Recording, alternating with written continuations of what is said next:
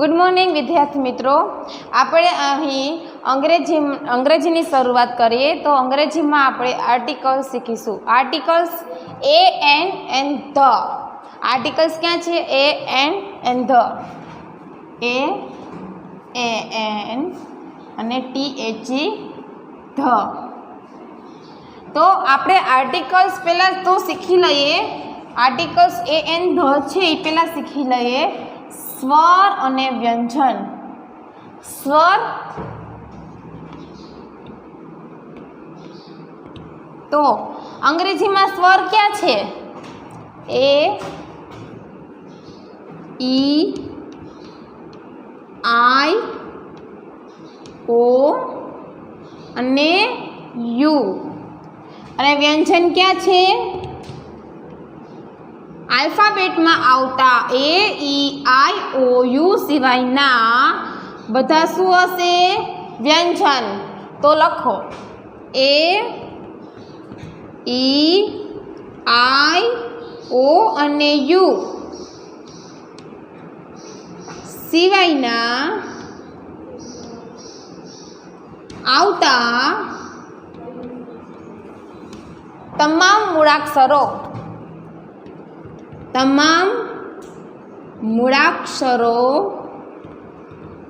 ए व्यंजन छे। जेम के ए दाखला तरीके आपणे जोईए तो क्या क्या छे? बी सी डी ई नहीं आवे, ई स्वर छे। पछी एफ जी एटले आ तमाम ए ई आई ओ सिवायना तमाम मूळाक्षरो शुं छे? व्यंजन छे। आ अंग्रेजी में एवी रीते आपणे गुजराती नी वात करीए तो गुजराती ना स्वर क्या छे? तमने ख्याल ज हशे ने?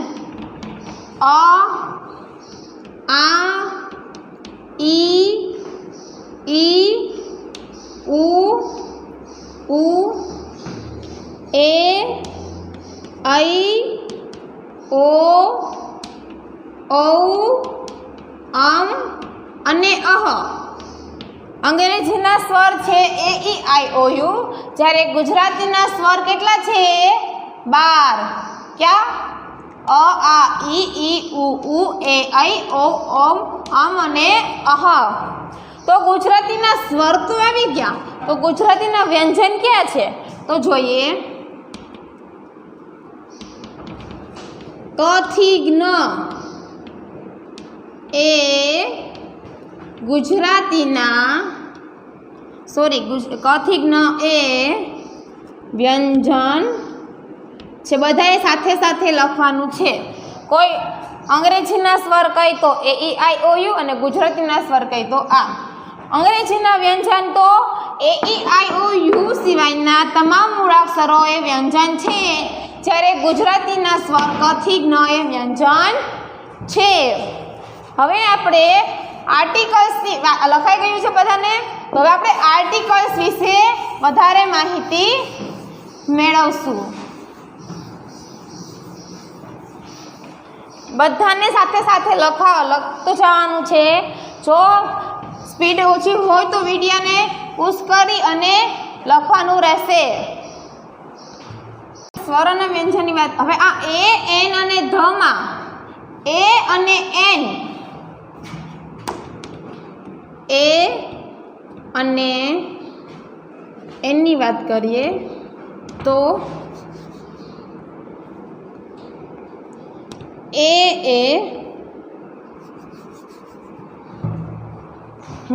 कट कर तो पहले। चलो आर्टिकल्स नी बात करिए तो क्या छे? ए एन अने ध। तो आपणे पहला सौ प्रथम निश्चित और अनिश्चित आर्टिकल की चर्चा करी लईए। तो आ मुद्दा हूँ जे लखूँ छूँ ए तमारे याद राखवाना रहेशे। तो आर्टिकल ए अने एन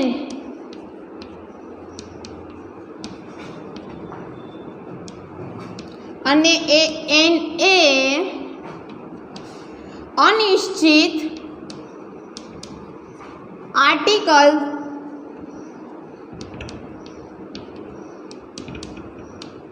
છે. જ્યારે ધ આર્ટિકલ્સ એ કેવો આર્ટિકલ છે? નિશ્ચિત.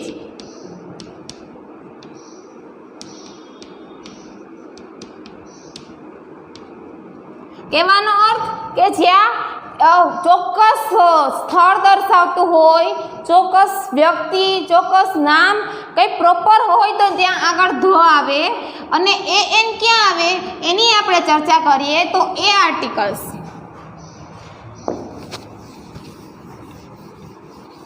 બધે સાથે સાથે લખતું જવાનું છે, કારણ કે બોર્ડમાં આટલું બધું તો ના રહી શકે.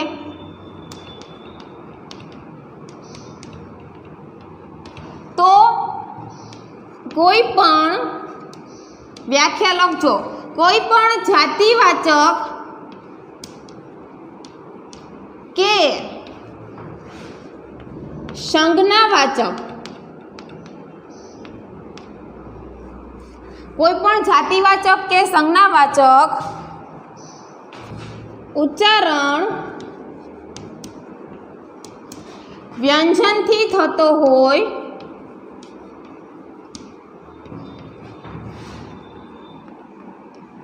તો વ્યંજનથી થતો હોય અને એક વચનમાં હોય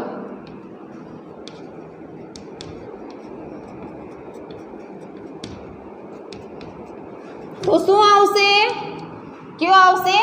એ.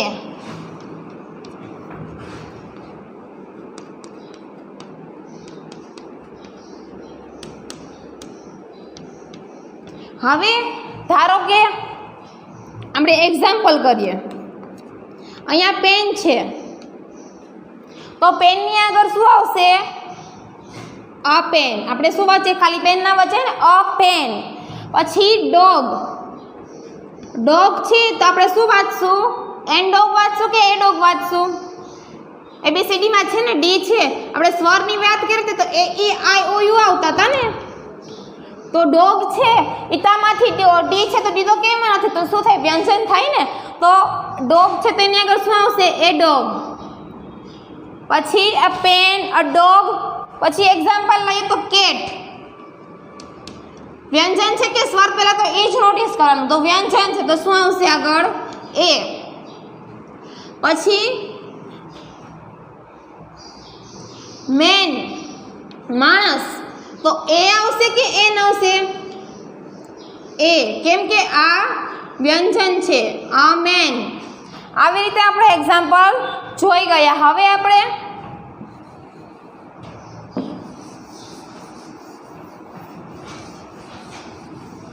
આમાં પણ ખાસ ધ્યાન રાખવાનું કે અમુક સાયલેન્ટ વર્ડ હોય તો એમાં આર્ટિકલ્સ એ એન ના આવે. હવે આ એક મુદ્દો થયો. બીજું લખજો.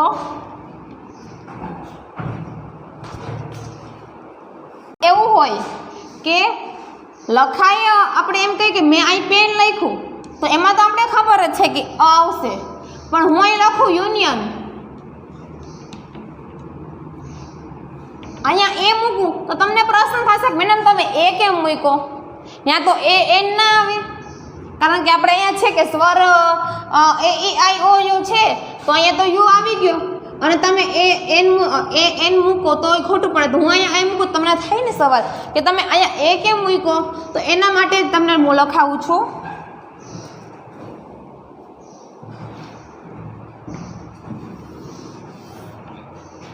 લખો કોઈ પણ જાતિવાચક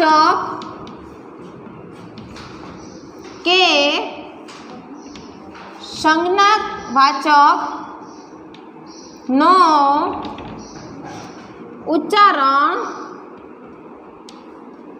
અહીંયા કેમ હતું? વ્યંજનથી થતો હોય, અહીંયા સ્વરથી થતો હોય.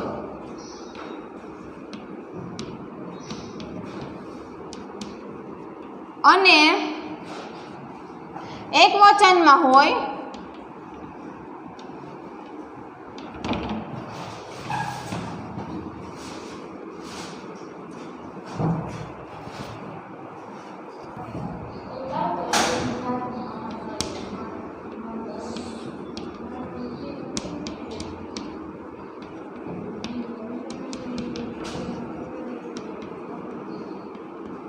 એ આર્ટિકલ આવશે. દાખલા તરીકે કોઈ પણ જાતિવાચક કે સંજ્ઞાવાચકનો ઉચ્ચારણ સ્વરથી થતો હોય, આગળ આવશે. અહીંયા આગળ આપણે શબ્દ બોલીએ અને એનું ઉચ્ચારણ સ્વરથી થતો હોય તો એ આર્ટિકલ આવશે. બાકી તમે એમ કહો ને કે મેં એક્ઝામ્પલ આપ્યું હતું ને કે યુનિયન છે તો એનું ઉચ્ચારણ તો આપણે આગળ એની આગળ તો આપણે એ મૂકીએ અને આ એક હકીકતમાં એન, પણ તેનો ઉચ્ચાર તો થાય છે ને સ્વરથી. એટલે દાખલા તરીકે જોઈએ તો યુનિયન તો શું આવશે? એ આવશે કે એન આવશે? તો એ આવશે. પછી બીજું જોઈએ તો યુનિવર્સિટી. યુનિવર્સિટીમાં આગળ ભલે યુ હોય છે સ્વર એટલે ખરેખર એ આવે, પણ આપણે વાંચીએ તો યુનિવર્સિટી એટલે એ અહીંયા આવશે એ યુનિવર્સિટી. હવે આપણે એ આર્ટિકલ્સની વાત જોઈ ગયા તો તમે આને ધ્યાનથી લખી લો. હવે આપણે એન આર્ટિકલ્સની વાત કરીએ.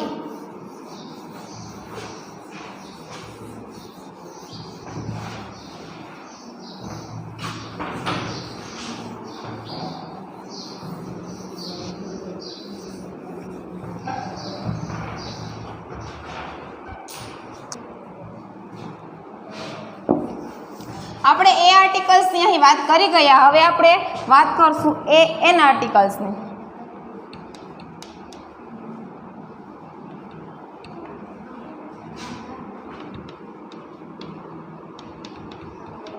બધા મુદ્દા ધ્યાનમાં રાખી અને બધાએ લખવાના છે. તો કોઈ પણ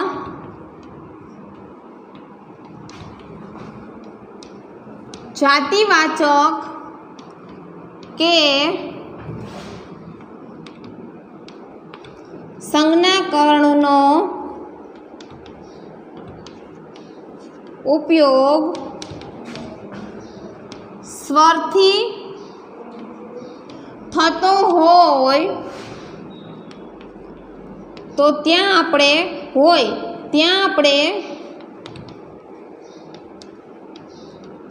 અને એક વચનમાં કોઈ પણ જાતિવાચક કે સંજ્ઞાકરણનો ઉપયોગ સ્વરથી થતો હોય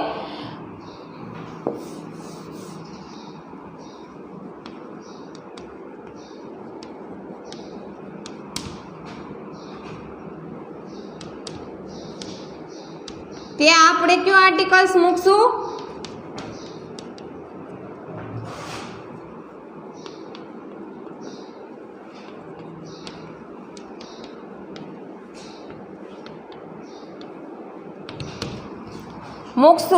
એક્ઝામ્પલ તરીકે લઈએ એપલ. તો શું આવશે? એપલ આવશે કે એન એપલ આવશે? તો કે આવશે એન એપલ. કારણ કે વાક્યની શરૂઆતમાં શું છે? એ ઈ આઈ ઓ યુ સ્વર આવી ગયા ને. ક્યાં આવ્યા? એ ઈ આઈ ઓ યુ શરૂઆત થાય તો એન એપલ. હવે લખીએ બીજું એક્ઝામ્પલ. તો શું લેશું આપણે? ઓરેન્જ. તો આગળ વાક્યની શરૂઆત ક્યાં થાય? ઓ. વાક્યની શરૂઆતમાં એન આવશે કારણ કે સ્વર છે એટલે. હવે હજી એક્ઝામ્પલ જોઈએ તો એગ. ઈથી શરૂઆત થાય એટલે શું આવશે? An egg. હવે આમાં એવી જ રીતે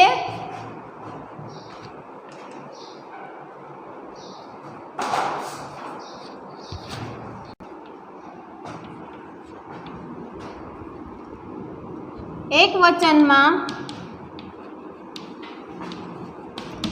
વાક્યની શરૂઆતમાં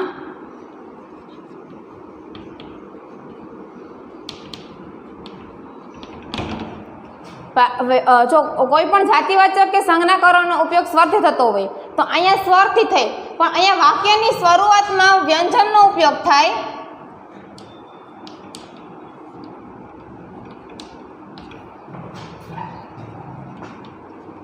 અને એનું જાતિ વાચક અને સંજ્ઞાકરણનો ઉચ્ચારણ સ્વર તરીકે આવે તો ત્યાં પણ આપણે શું મૂકીશું? AN મૂકીશું. એક્ઝામ્પલ લઈએ.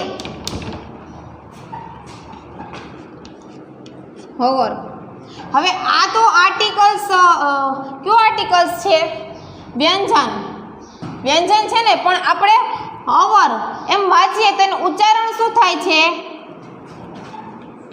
સ્વર તરીકે. તો શું આવશે અહીંયા? N. હવે બીજું આપણે ઉદાહરણ જોઈએ તો હોનેસ્ટ. એમાં એવી રીતે જ છે, એ જ છે વ્યંજન, પણ તેનું આપણે ઉચ્ચારણ કઈ રીતે કહી શકીએ? સ્વર તરીકે. તો અહીંયા શું આવશે? N. હોનેસ્ટ. બસ આપણે બે એક્ઝામ્પલ રાખીએ છીએ અહીંયા. ચલો બધા લખવાનું છે. હવે એક આર્ટિકલ્સ બાકી રહ્યો છે ધ. તો ધની આપણે વાત કરી ગયા. તો ધ કેવો નિશ્ચિત આર્ટિકલ છે? કોઈ સ્થળ, સમય કે સંજ્ઞા નિશ્ચિત સ્વરૂપે દર્શાવતા હોય ત્યાં ધનો ઉપયોગ થાય. કોઈ વ્યક્તિનું નામ હોય, કોઈ એક વ્યક્તિ હોય કે પછી કોઈ એક સ્થળ હોય, ત્યાં ધ આર્ટિકલ્સનો ઉપયોગ થાય. ધ આર્ટિકલ્સ એ કેવો છે? નિશ્ચિત આર્ટિકલ્સ. ધ આર્ટિકલ્સ એ નિશ્ચિત છે.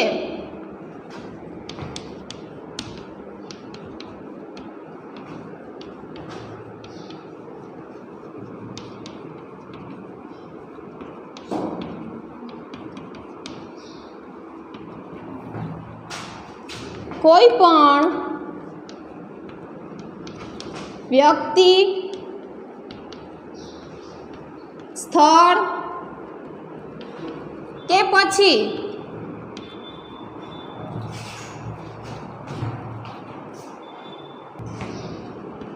સ્થાનને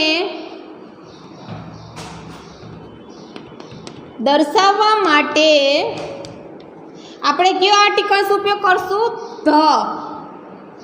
ધ આર્ટિકલ્સનો ઉપયોગ કરશું. આના એક્ઝામ્પલ જોઈએ તો ક્યાં આવશે? હું એમ કહું મધર. મધર આવે તો મધર એક જ આમ ચોક્કસ જ છે ને. મધર તો બધાની હોય, ચોક્કસ જ છે. તો ત્યાં કયો આર્ટિકલ્સ આવશે? ધ. ગંગા. ગંગા નદી છે ને. ગંગા આમ ભલે નામ હોય પણ ફિક્સ નદી ગંગા એક જ છે, ચોક્કસ જ છે કે ગંગા એક જ નદી છે. તો અહીંયા કયો હશે? ધ ગંગા. પછી એક એક્ઝામ્પલ જોઈએ તો છે સન. સન કેટલા હોય? એક જ હોય ને. નક્કી છે તો શું આવશે? The sun. Moon. The moon. આવા એક્ઝામ્પલ આપણે લખી શકીએ. તો આપણે અહીં આજે આર્ટિકલ્સ એ એન ધની વાત કરી ગયા. તો તમને આ એ એન ધ આર્ટિકલ્સ જે સમજાવ્યા છે એ હોમવર્કમાં બધાએ એક વખત લખી અને વ્યવસ્થિત અભ્યાસ કરવાનો છે. નમસ્તે.